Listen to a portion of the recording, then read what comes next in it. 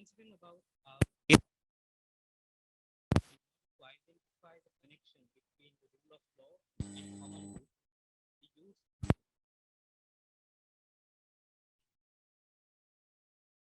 use special reference to fundamental right cases and writ cases. This case study was done under the Sri Lankan jurisdiction as well as in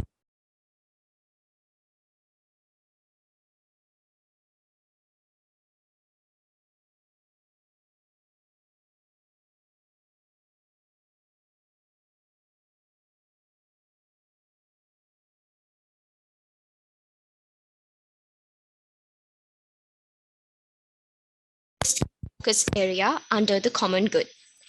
Attention.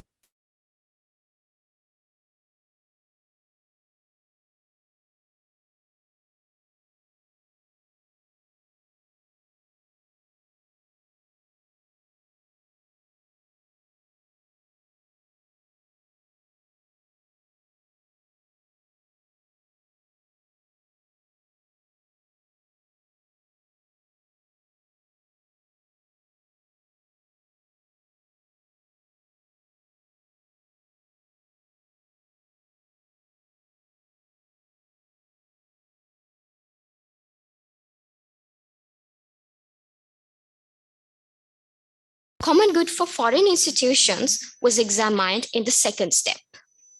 Noble Resources International versus Honorable Ranjit Siambalapitiya, it was determined that the Singaporean corporation petitioning the Supreme Court had no legal standing to do so because its fundamental rights had been violated.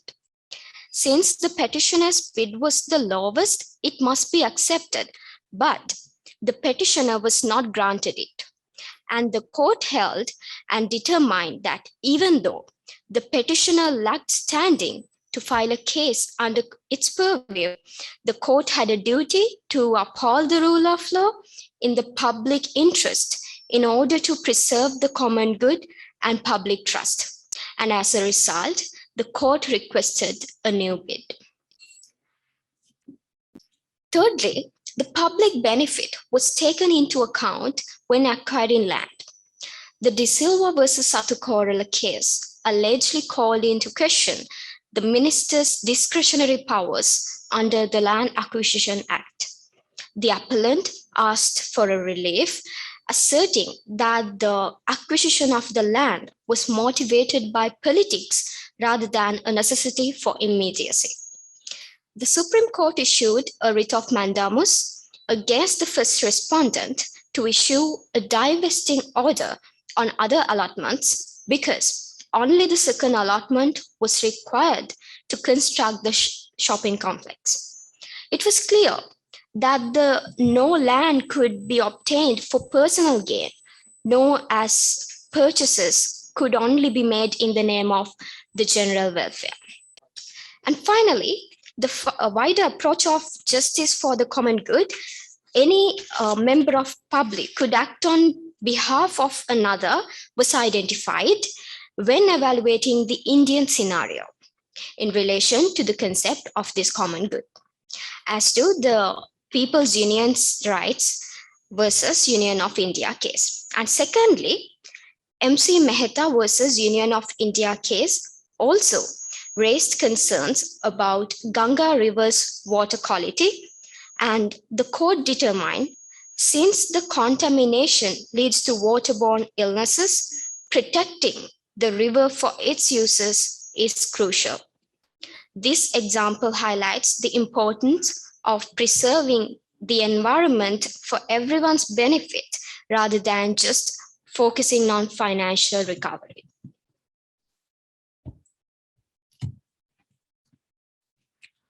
When moving on to the discussion part of our research, in simplest term, the idea of the common good can be described as a moral right that the vast majority of a state's citizens enjoy.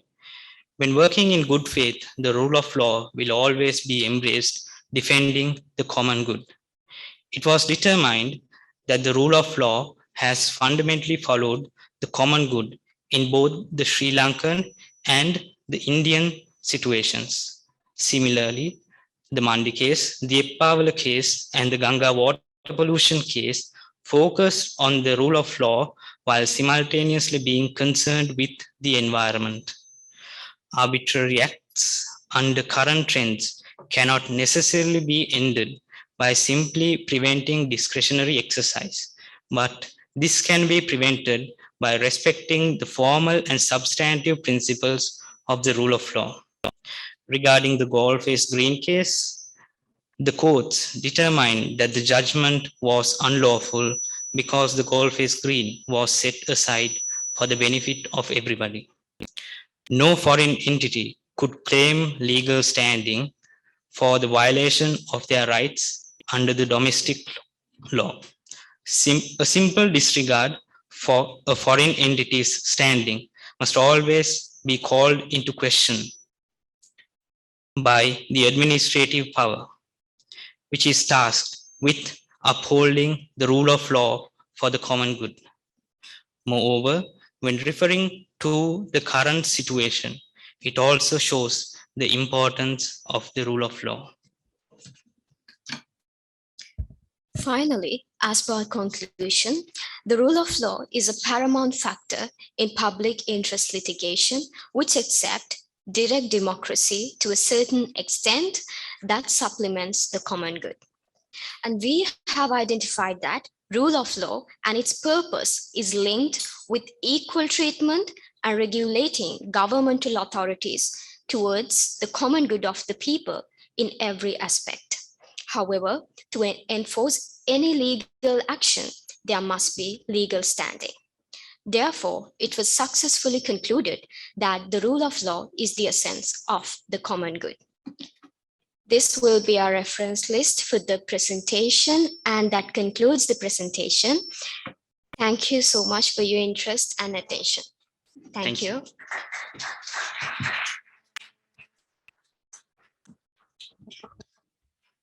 Thank you, Mr. Silva and Ms.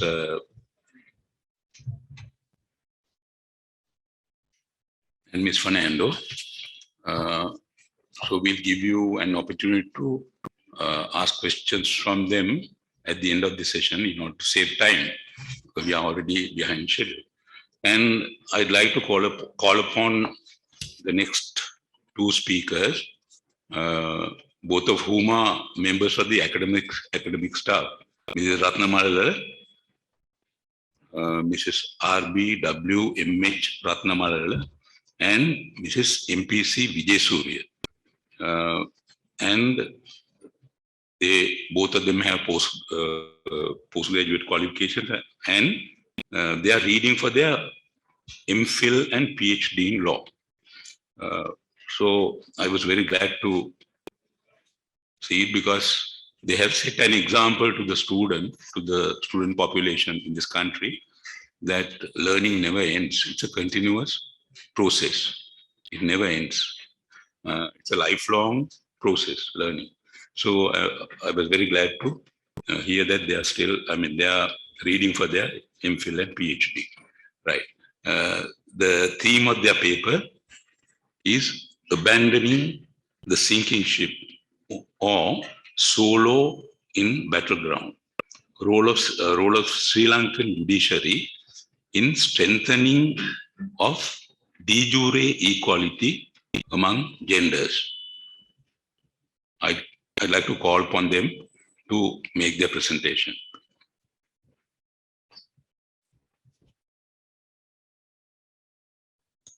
Thank you very much, sir, Honorable Chair, distinguished guests, my fellow colleagues and dear students. Today, my research topic is abandoning the sinking ship or solo in the battleground, role of Sri Lankan judiciary in strengthening of de jure equality among genders. This is the content of my research. Firstly, I'm to introduce what I'm going to discuss today. Then I will be explaining my research objectives and the research methodology. I will discuss my research findings in the discussion part, recommendations and conclusions leading to Q&A session. Convention on the Elimination of All Forms of Discrimination Against Women is the cornerstone for women's human rights law globally. Now, the key terminology of CEDAW is the equality and non-discrimination between genders. When it comes to the scenario of Sri Lanka, between Sri Lanka and CEDAW, Sri Lanka signed in 1980, ratified in 1981. That means as soon as the UN has adopted CEDAW. Unfortunately, no enabling statute as a dualist country so far. But state obligation remains to respect, protect, and fulfill the treaty obligations by legislative, executive, judicial, and administrative branches of the government. And in this outset, in this background, I will be sort of seeking the role of judiciary in absence of an enabling statute on CEDAW in implementing women's human rights law in Sri Lanka. These are my research objectives and the methodology. Main research objective of the research is to analyze the judicial interpretations or approaches on the concept of de-jure equality between genders under Sri Lankan law. Secondary objective is to evaluate whether the Sri Lankan judiciary has creatively and progressively interpreted the concept of de-jure equality in absence of an enabling statute.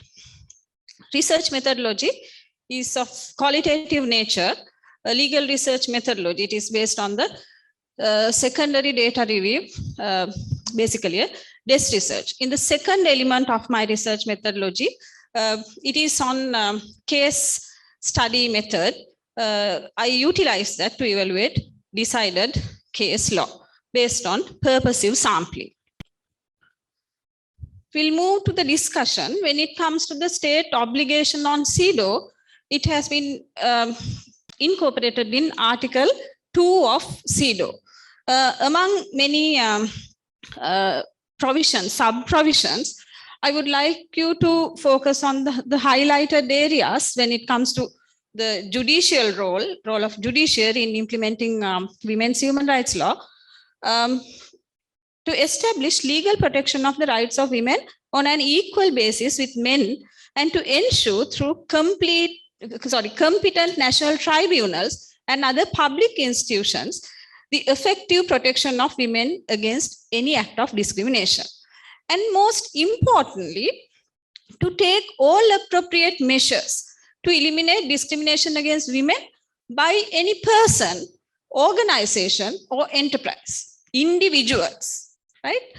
To take all appropriate measures, including legislation, to modify or abolish existing laws, regulations, customs, and practices which constitute discrimination against women. That means elimination of stereotypical attitude. The judiciary and eliminating of stereotypical attitudes, I want you to focus on.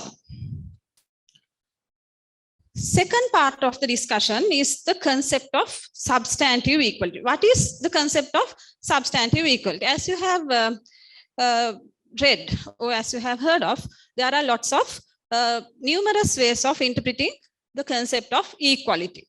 When it comes to de jure equality, it is the legal equality. When it comes to substantive equality, as the Committee on the Elimination of Discriminations Against Women, they interpret equality as the substantive equality, equality of results or equality of outcome. That means de jure equality is one of the elements in the pathway of achieving substantive equality. In this background, let's see what is the legal framework on the protection of women's human rights law in Sri Lanka in the domestic jurisdiction.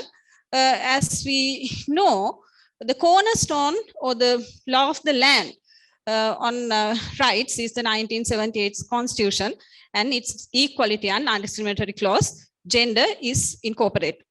And CEDAW Convention, we have to remember, without an enabling statute in a dualist country.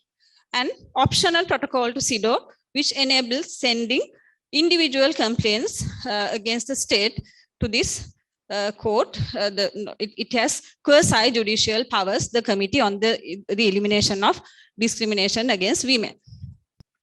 Now, the most important element of this research, I would like to see this case law with the view we are a party to CEDAW Convention. On the other hand, I want you to think in Article 12 of the Constitution, it incorporates equality as well. Now, judiciary is one of the main limbs in the government. In the absence of legislative action on implementing CEDAW through progressive interpretations of judiciary, there could be a role to play. So these are the areas I focused on. Laws against sexual harassment in the workplace. Manohari Palakatiya case, in that case, judiciary interpreted CEDAW obligations, and laws against sexual violence and rape.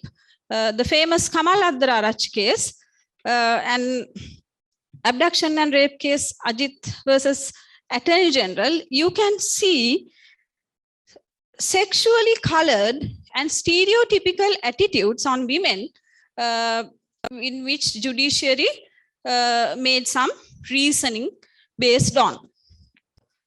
And secondly, I would like you to focus on the area dowry, Premani Samarasinghe versus Leelaraja Samarasinghe case. In it, they interpret dowry as dowry is a marriage portion where movable or immovable property is given by a parent or a third party to woman in consideration of marriage. The most important part is when dowry or any portion thereof given on behalf of a wife is actually given or to use by the husband, right? Where the wife has not put matrimonial fault based on this case, facts of the case, fault of her husband in issue, she cannot seek settlement of property on the basis of forfeiture of benefits, right? That is the judicial interpretation on the dowry. Finally, when it comes to divorce maintenance laws and de-jure equality, this case was reported before signing and ratifying CEDAW, Priscilla Fernando versus Dudley Fernando. I would like you to focus on the colored lines. Mother's past character, conduct, or from her inability to give the child a suitable home may no doubt in individual cases prevail over this principle, right?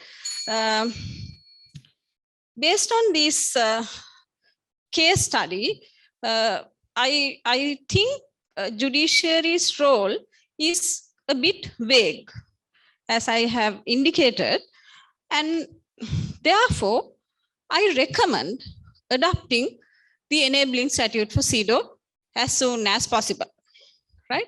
De-jure equality is a prerequisite in achieving of substantive equality. Therefore, until the Parliament adopt an enabling statute, judiciary must play a key role in implementing women's human rights law in this country. Progressive decisions of the regional and international courts, UN tribunals should be considered. Now, for example, Justice Dhananjay Chandrachud's judgments in India, for example, Babita Punia case in employment and Sabarimala case on religious rights of women, those are highly recognized and very progressive judgments. These interpretations should be taken. And elimination of stereotypical attitudes on gender through dissemination of knowledge. Sri Lankan judiciary could play a key role in gender equality in the absence of an enabling statute for CEDAW. That is my kind of sole conclusion, even though I have some other conclusions as well. However, the progressive interpretations based on CEDAW is currently vague, as you may have seen. De-jure equality is an integral element in the pathway to achieve substantive equality between genders. Therefore, judiciary again has to interfere to fill the gap as a part of the state obligation set forth on Sri Lanka by CEDAW. Finally, in comparison to that of regional courts such as Indian Supreme Court, as I just indicated, Sri Lankan courts also take a step forward in adhering into international obligations to which the state has entered into.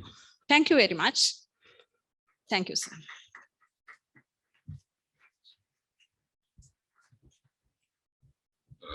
Thank you, Mrs. Rathnamalala. The next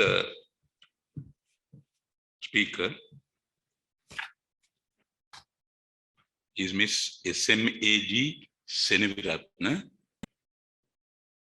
an attorney at law, and she serves the Dantha Estate Development Board as its head of legal division. And she possesses many academic qualifications, including 2 master's degrees in law, one from the University of Colombo and the other one from General Sir John Kotalawala Defense University. So she is eminently qualified to present this paper on gender stereotypes in Sri Lankan legal profession, the company secretarial role. So I invite her, I call upon her to make a presentation.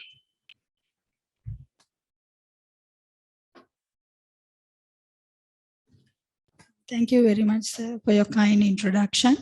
Very good morning to the distinguished guests, my colleagues.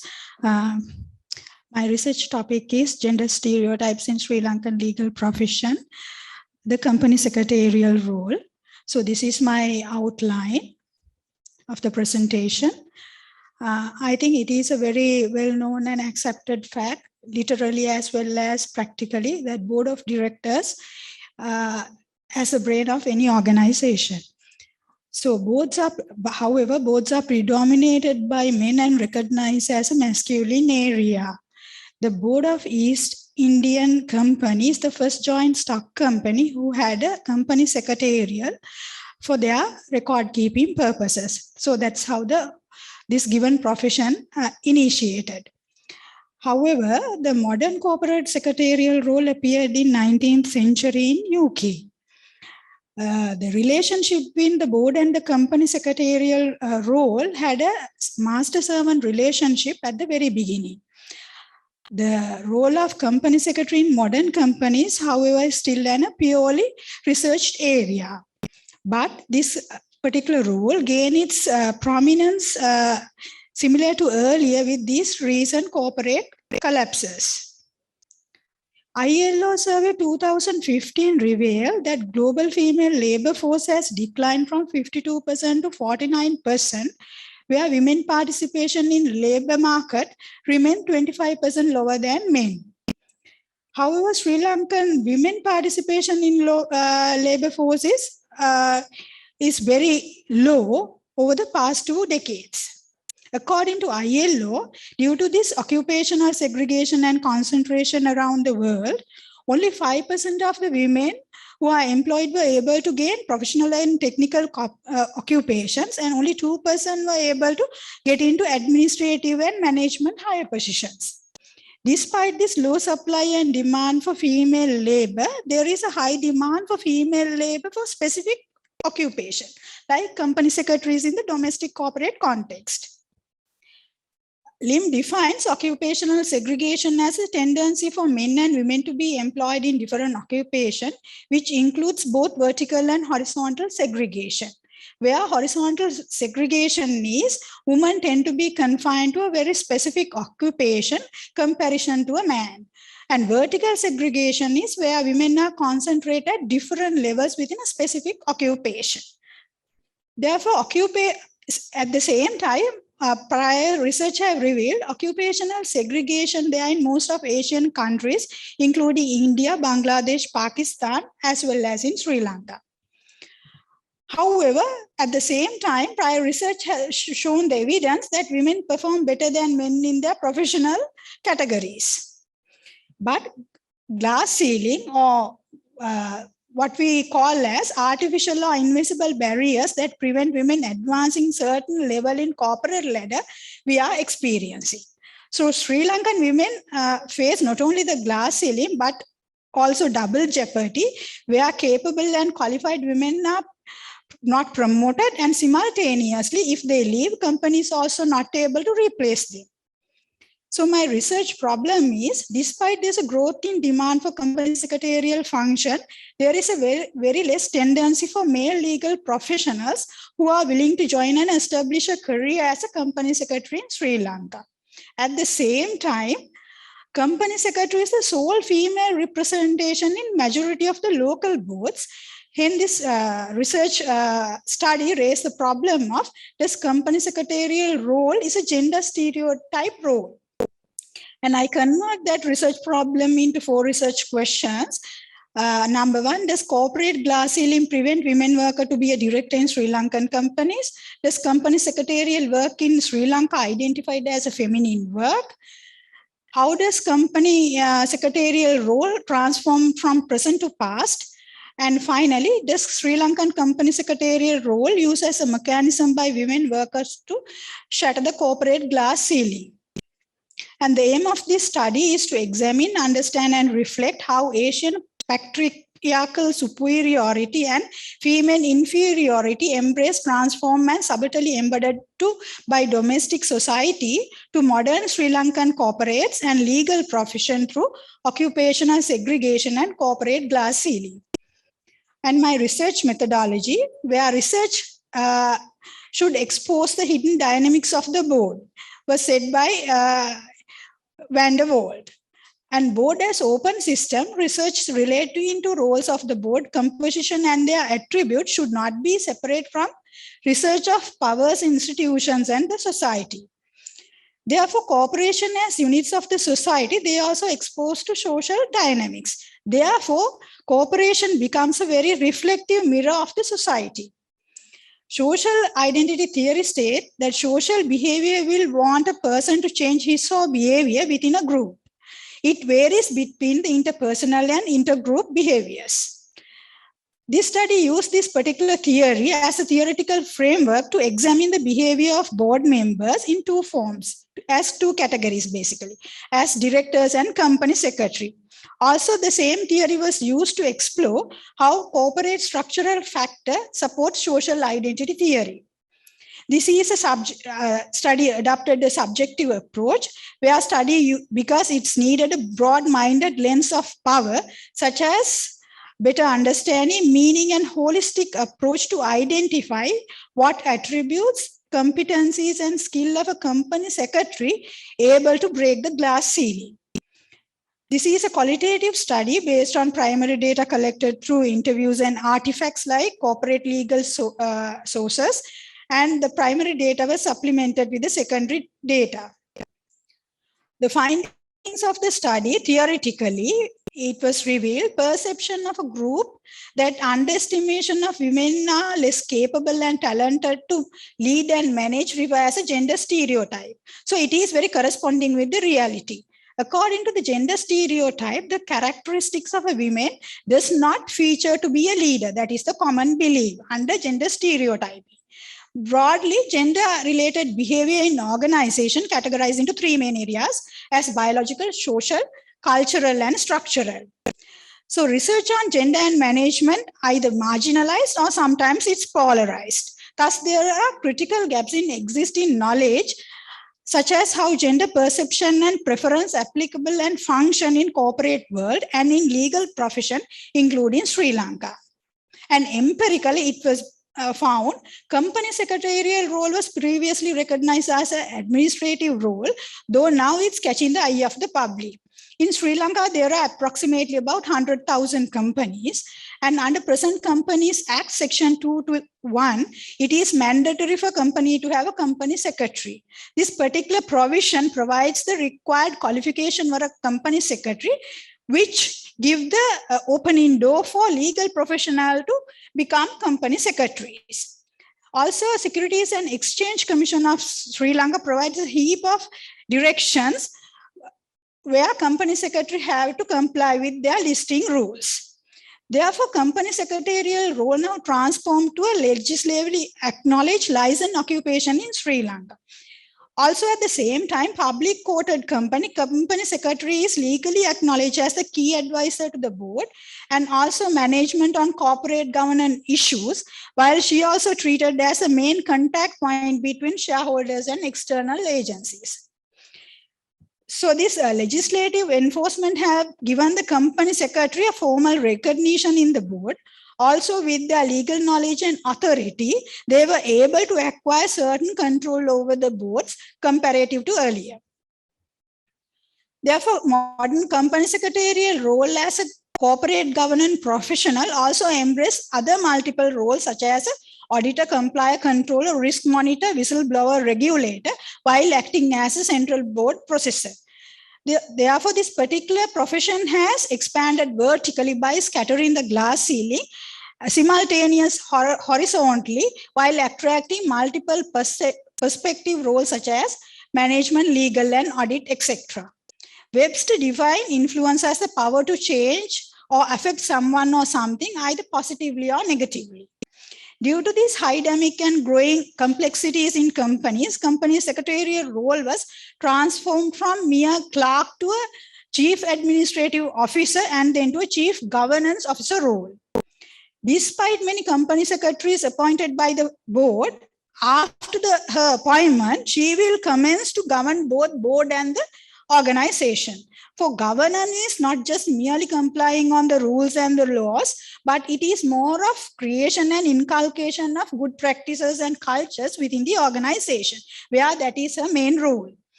However, only 22% of the women are presented in Sri Lankan boards.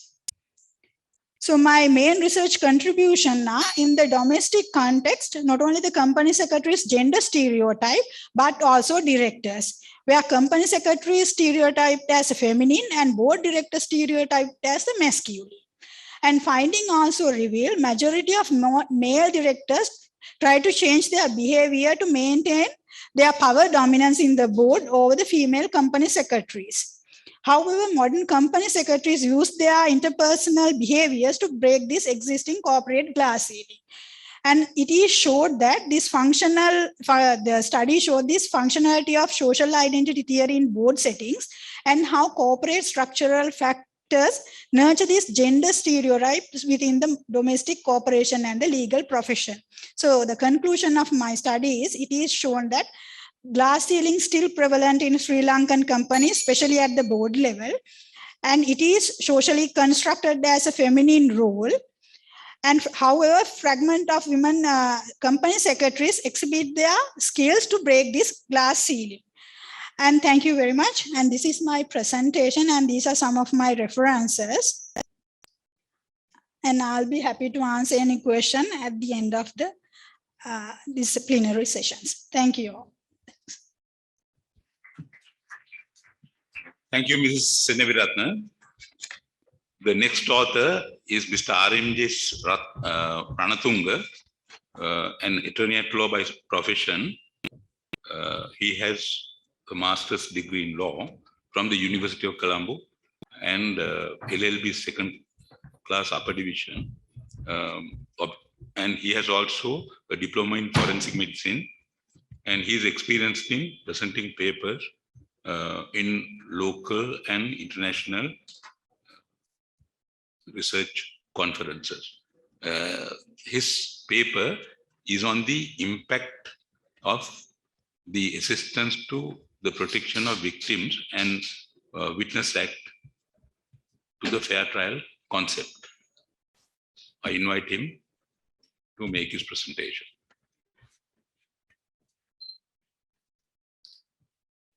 Good morning, ladies and gentlemen.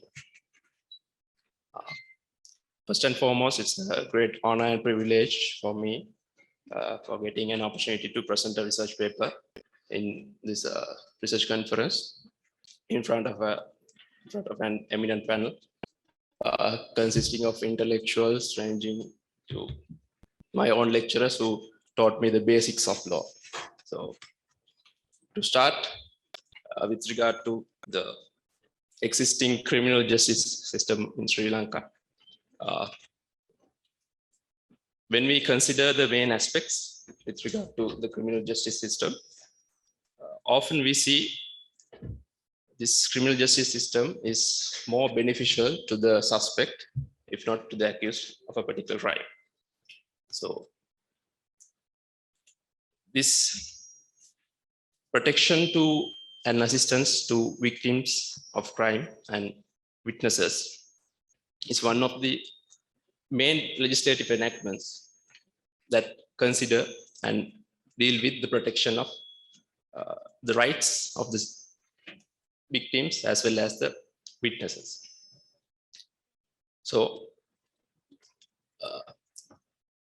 is it fair for act like this to infringe certain universally accepted fair trial concepts indirectly by the provisions of the Act?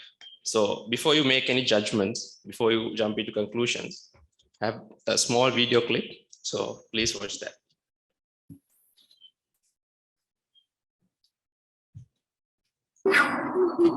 Let's go.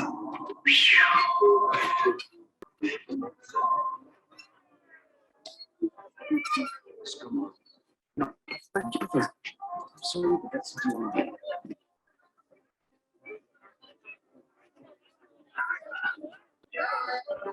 a little bit closer, a little bit to the left. Yes, we can view, please. Okay, there we go. 3, 2, 1. Daddy! Daddy. Dash, Mommy.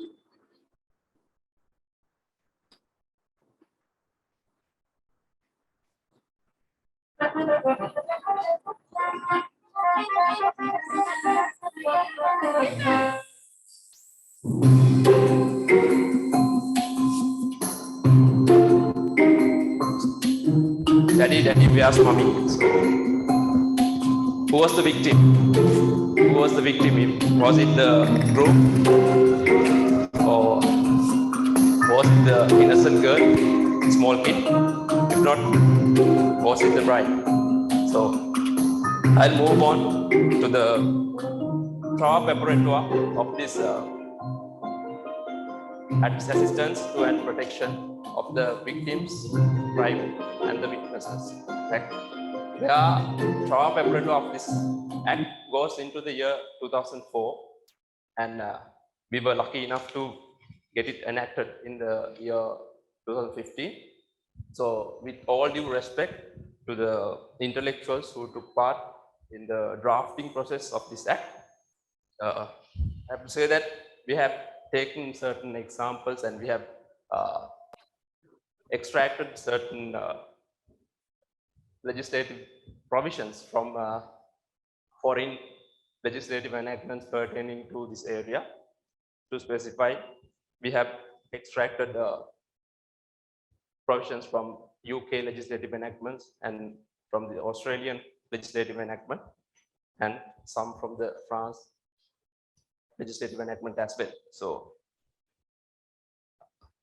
moving on to the act, we have covered these areas in our act in line with the international standards, and these are all vital points. And I think, and I am in the contention that we should protect these kind of aspects with regard to the innocent victims as well as the witnesses of crimes. So there are special inclusions with regard to protections granted to kids, and those all things are in the line with the international standards. So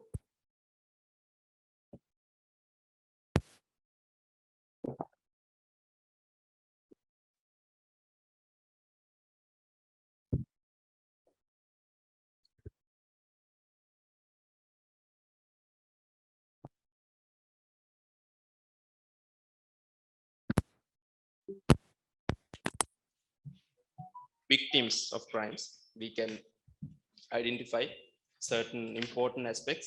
To specify some of those, and I will comment on the provisions at the late stage of my presentation. So under section 3I of this act, where it allows the victims to extract copies of medical legal reports during the continuation of the investigation. And if I specify on the section 3K, where it gives the opportunity for the victim to make representation before the investigation, and you can go and meet the investigation officers of the respective police station, and you can make legal representations during the continuation of the investigations at the police station. So moving on to section 5, where I have made a human error in the presentation. The rights and entitlements of the witnesses are specified under section 5 of the act. So the witnesses are allowed to make statements, give evidence, and make certain testimonies in court proceedings. So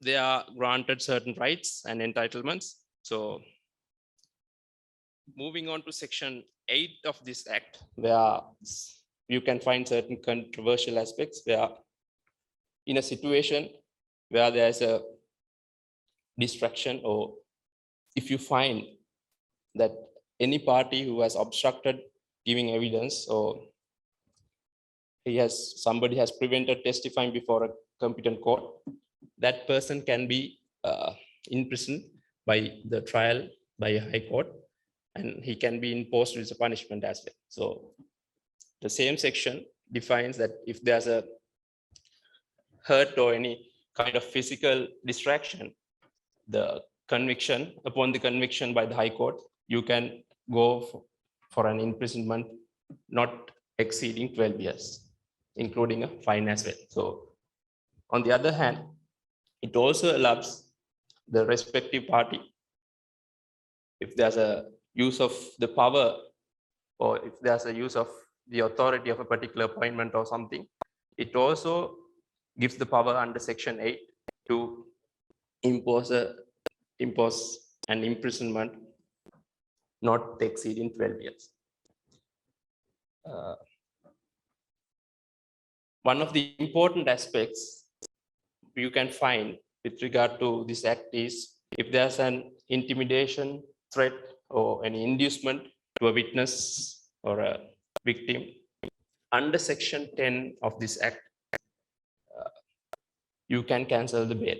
In fact, section 10 defines that any offense under this act is non-bailable, and it will be a cognizable offense. So you have to get bail from a court of appeal if your bail is cancelled by any intimidation or threat to a particular victim or suspect witness. You have to get the bail from court of appeal. So we see in practical scenario a lot of instances where parties try to use this provision to hinder the rights of certain suspects. So section 10(1)(b) specifies one other important aspect where you can prevent residing closer to the victim or witness. So that's one of the major lapses of this act, where there are certain practical difficulties in executing certain provisions into practical application. So I see certain major lacunas in this act, where there's an absence of, let's say, if a victim goes on to frame, or if a victim tries to produce a witness for his behalf, there can be certain instances where there's a lacuna in the law on the mechanism of applying the law to that particular instance. So in other legislative enactments, we see there are provisions applicable to Crown witnesses as well as to expert witnesses with regard to their protection. So in our act, we don't have any provision in that regard. Moving on to section 27, where you can see a lot of situations involving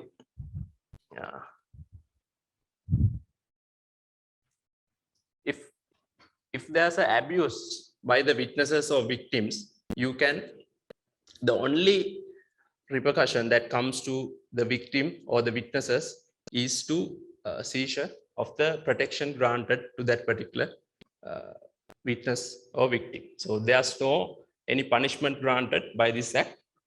So there are certain lapses in this act with regard to protection, fair trial protections that are granted in the courts. So these fair trial concepts are universally accepted.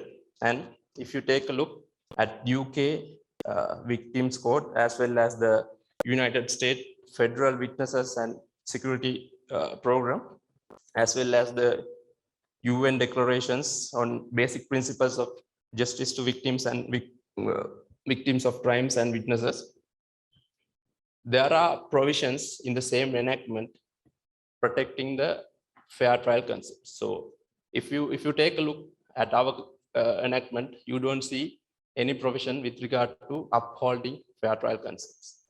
So there are some suggestions from my side with regard to protection of these fair trial concepts, because practically we have seen when police report facts with regard to intimidation or using force against witnesses or victims,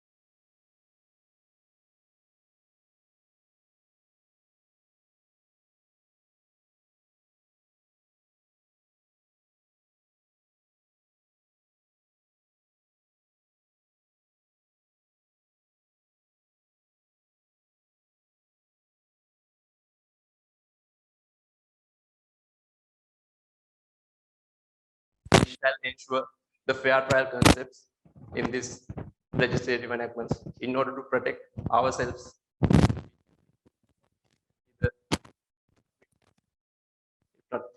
Sometimes we can be the regard to a bogus allegation. Thank you very much.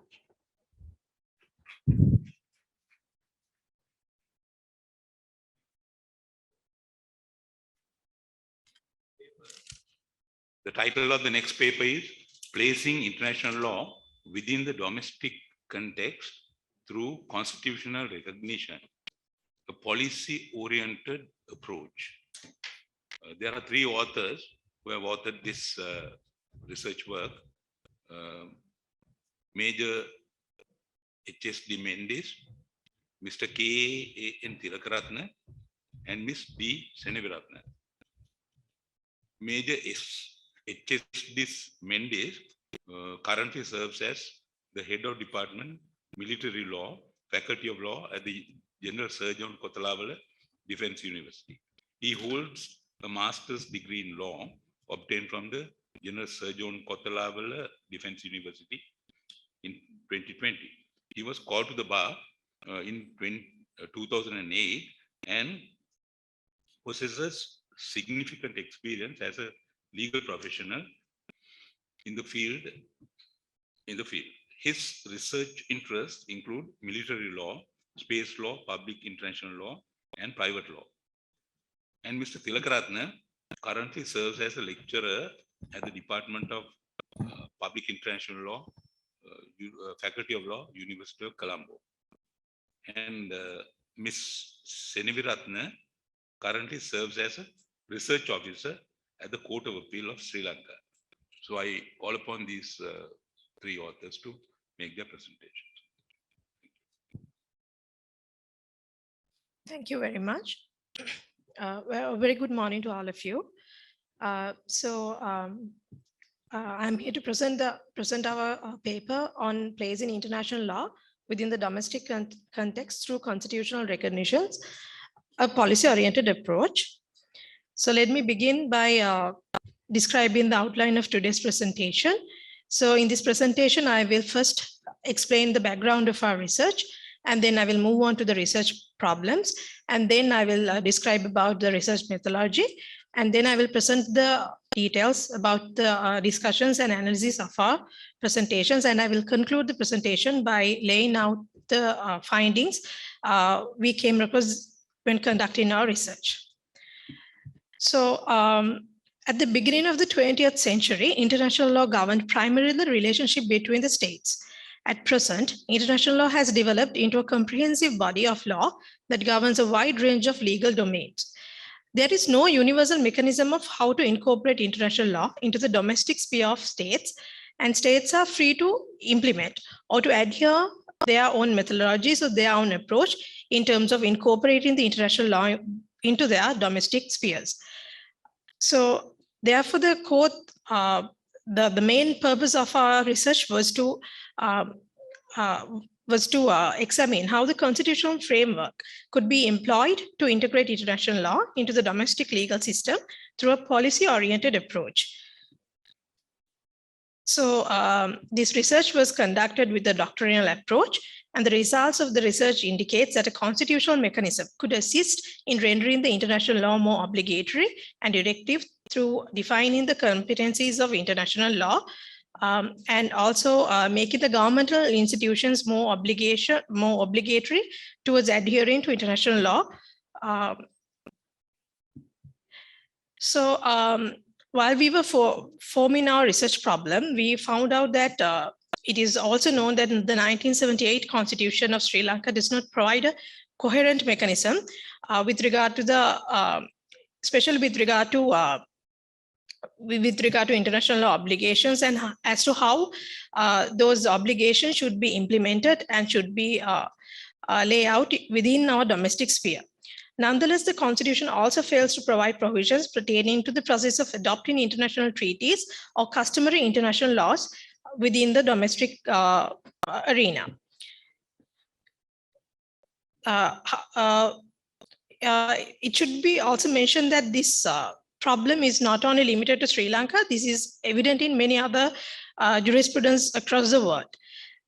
So therefore, in order to adopt a proper mechanism, we believe that a constitutional legitimacy should be upheld, and by upholding a constitutional legitimacy, we can achieve a specific constitutional provisions on how the country should enter or undertake the international obligations in terms of treaty obligations. Although we also found out that although the judiciary of any country plays a very vital role in interpreting the constitution of a country, when it comes to international law, the Sri Lankan judiciary has not contributed that much.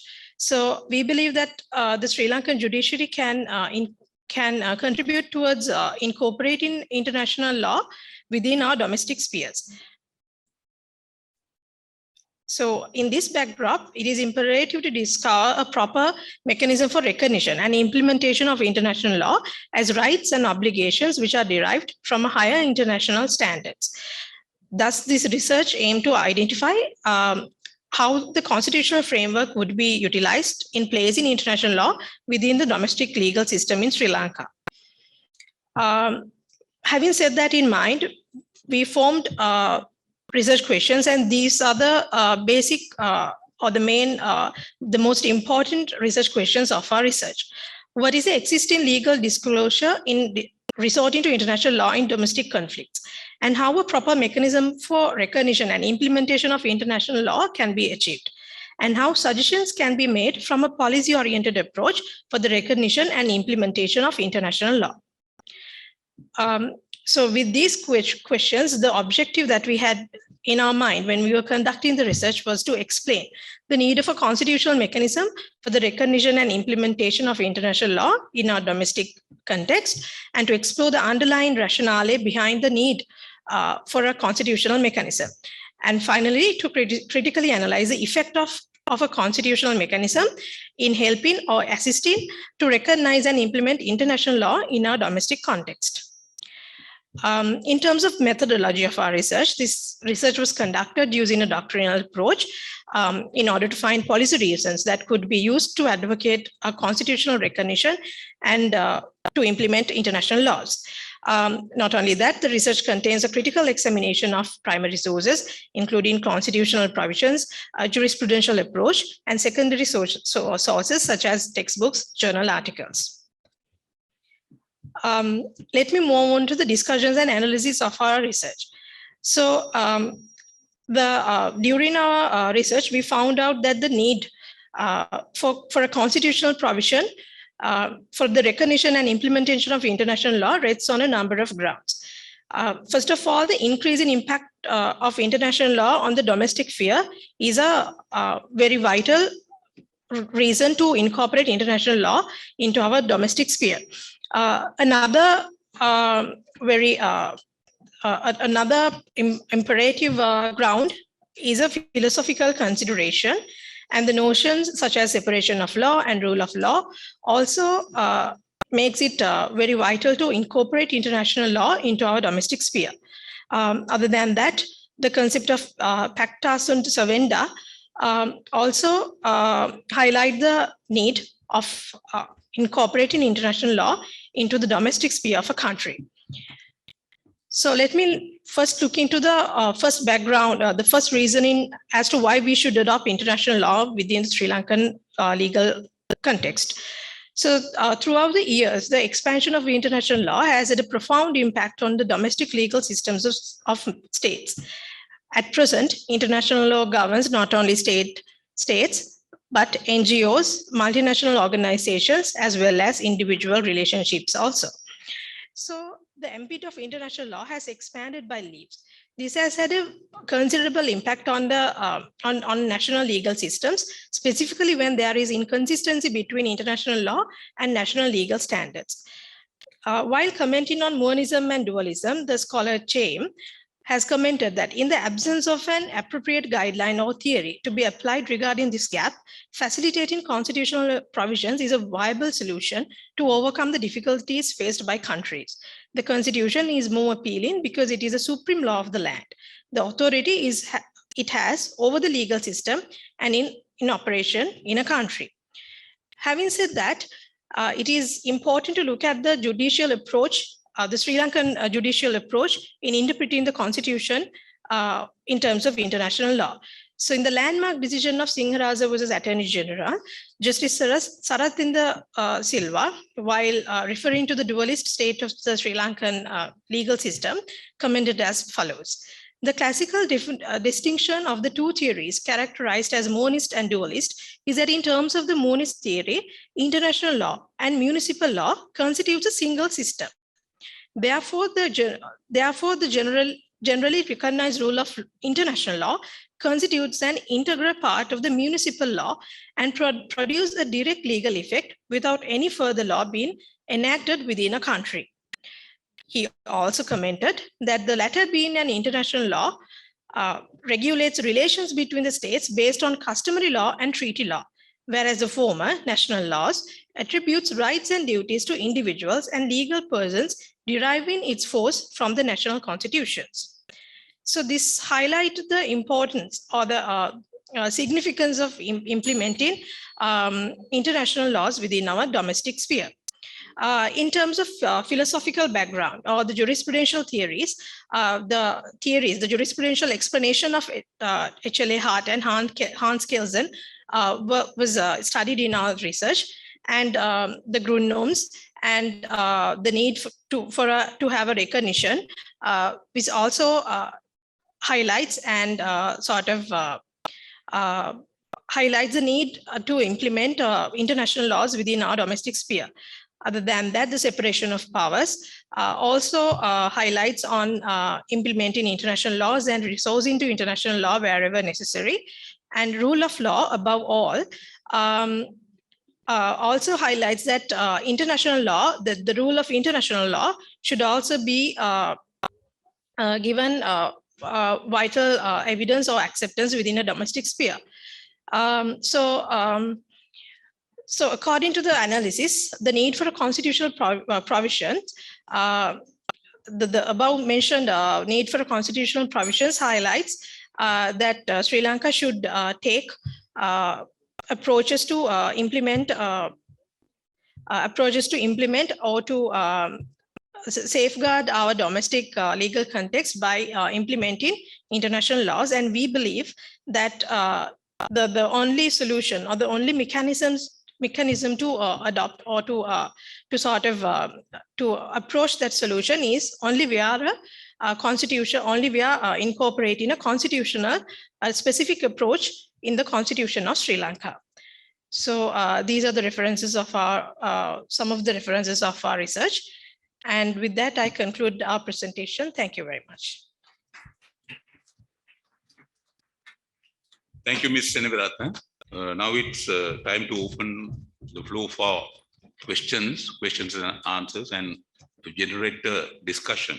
But unfortunately, we do not have enough time to ask many questions, and therefore let's limit it to about one or two interesting questions on any of these themes, because we have had the benefit of listening to 5 authors on 5 interesting topics, themes.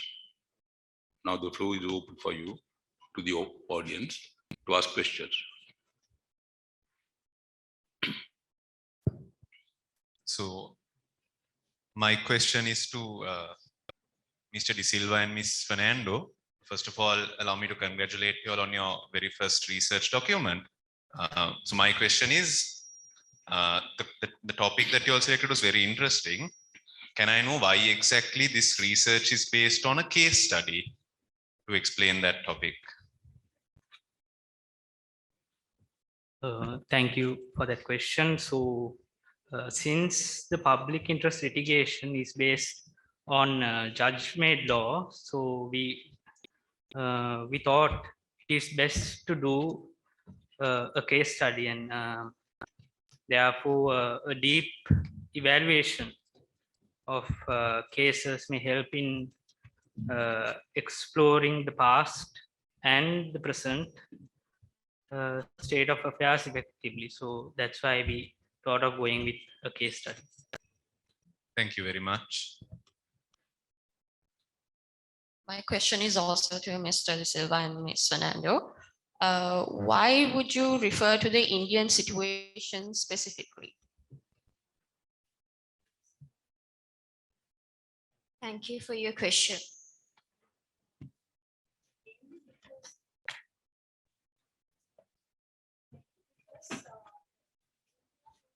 Neighboring country, and secondly, because when considering the Indian context, it has many judicial precedents which are related to public interest litigation cases. And thirdly, because Indian laws has a major influence on Sri Lanka, and the Sri Lankan laws are very similar to Indian laws. So because of that, we thought of conducting this research on India and as well as Sri Lankan jurisdiction. Thank you. Thank you. Well, I'd like to ask a question from Ms. Seneviratne about international law and local law. I think she did justice to this topic. But anyway, I was not very clear about her proposals for the amendment of the Constitution in order to accommodate even international law. I think she referred to the Supreme Court case where Chief Justice Sarath, Honorable Sarath,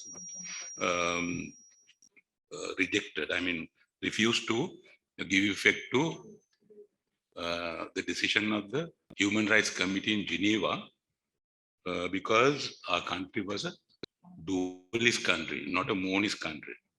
So how do you propose to amend the Constitution?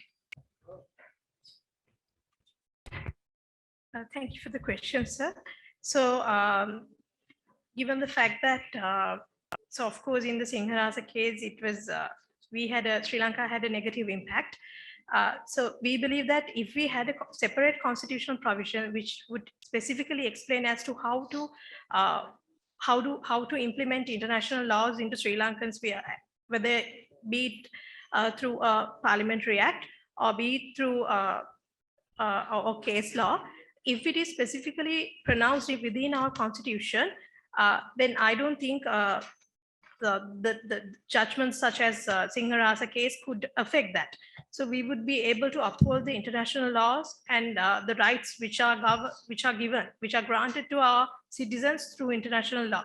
So that is the main reason why we believe the possible, so according to the explanation, the jurisprudential explanation of Hans Kelsen and HLA Hart, the best solution, the best viable solution is to amend the constitution or to incorporate a separate article while explaining as to how international law should be adopted within our domestic sphere.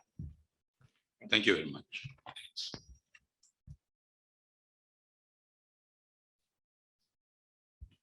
Today we have had the benefit of listening to 5 authors. In fact, there were more than 5 authors on 5 interesting topics. The first paper was on the rule of law in Sri Lanka. Now, rule of law, as I mentioned in my introductory words, is not a new phenomenon in Sri Lanka because even before attaining independence, we have had very brave judges who were brave enough to question, challenge even the powers of the then governor, who represented the monarch. Right, we were a crown colony at that time, so the governor's exercise of power was held to be ultra vires, void in that case. So it's a very interesting topic. That is why the authors correctly said that this concept of rule of law is important as a check and balance on the abuse of power by the authorities. Then we have had the second paper was on de-jure equality among genders. As we know, our constitution, Article 12, sub-article 1 of the constitution deals with equality principle. And, there are unequals among equals also. And this constitutional provision, Article 12 has recognized it. If you remember Article 12, sub-article 4, it identifies 3 categories of persons to whom, even discriminatory laws can be made, for whose benefit, even affirmative action can be taken in Sri Lanka. What are these 3 classes of persons? Women, children, and disabled persons.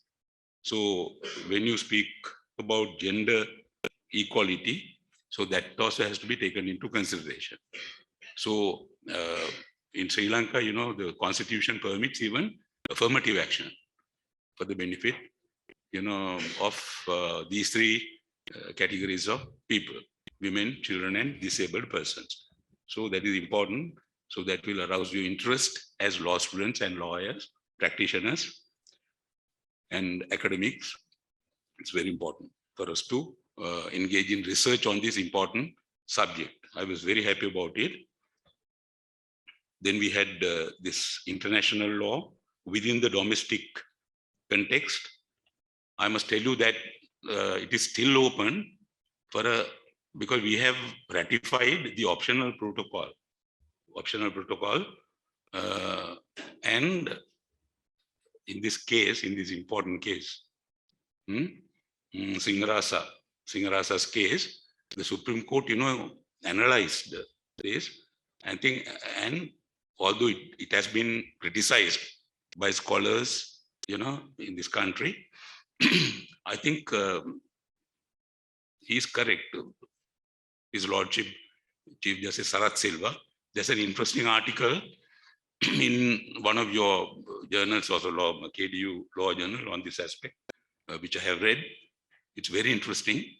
And this is another area which the legislators have to take into consideration when they think of amending the Constitution, because it's a question of, there's a conflict between the sovereignty, right?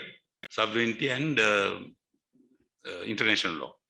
So therefore, I think this is worth taking into consideration. So this has to be brought to the notice of legislators, because we are in the process of, they are considering constitutional amendments. So this is an important area of law that needs to be considered. Then the next paper, Gender Stereotypes, is interesting because the author, speaks about another aspect of gender inequality. So it is related to the paper on rule of law, and it relates to the other papers as well. And the fifth paper was the impact on the assistance of the Protection of Victims and Witnesses Act to the fair trial concept, because our constitution guarantees, fair trial. A person cannot be punished except by a competent court after a fair trial. So there must be, provisions to ensure the fair trial. So if witnesses and victims can be influenced by wrongdoers, there can't be a fair trial. So therefore, this paper is also very important. So with that in mind, I'd like to, sum up my presentation. Thank you. I would like to thank all the presenters for sharing with us your immense knowledge. We would now like to award certificates to all the presenters of this session, and I respectfully invite the Honorable Chair, Dr. Dantha Rodrigo, to do the honors.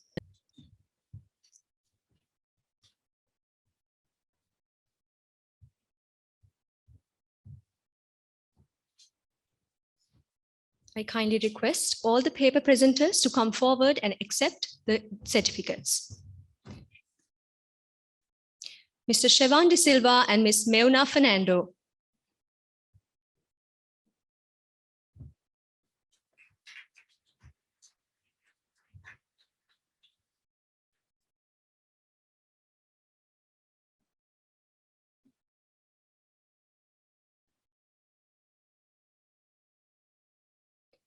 Mrs. Hasini Rathnamalala and Mrs. Padmaja Wijesooriya.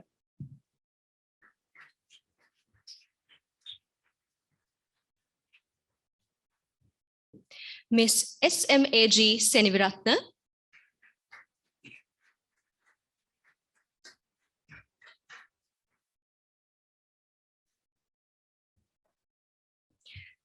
Major RMJ Ranatunga.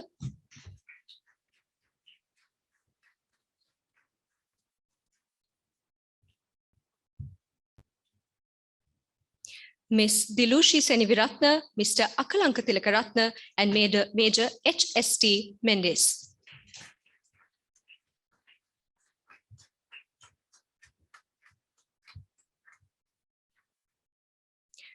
Sir, we would like you to kindly remain on stage.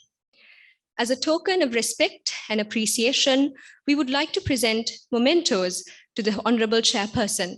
I cordially invite Mr. Mangala Vijay Singha, Dean, Faculty of Law, to do the honors.